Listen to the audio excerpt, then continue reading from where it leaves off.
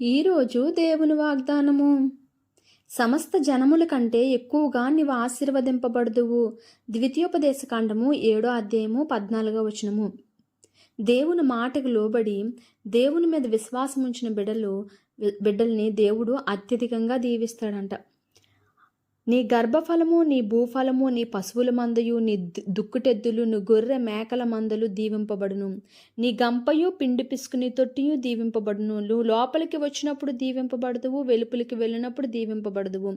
నీ మీద పడు నీ శత్రువులను యెహోవా నీ ఎదుట హతమగునట్లు చేయును. వారొక త్రోవను నీ మీదకు బయలుదేరి వచ్చి 7 త్రోవలు నీ ఎదుటి నుండి పారిపోవుదురు.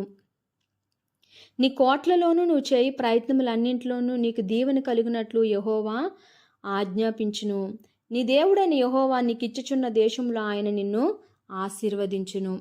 దేవుని యందు విశ్వాసము, దేవుని మీద నమ్మకము, దేవుని ఆజ్ఞలకు ఎప్పుడైతే మనము లోబడి జీవిస్తామో అప్పుడు దేవుడు మనల్ని అత్యధికముగా సమస్త జనముల కంటే కూడా ఉన్నతంగా మనల్ని దీవిస్తాడంట. అటువంటి దీవెనలన్నీ మనం పొందుకునే వారిగా ఉండాలని దేవుడి కొద్ది మాటల్ని దీవించి ఆశీర్వదించునుగాక. Amen, amen, amen.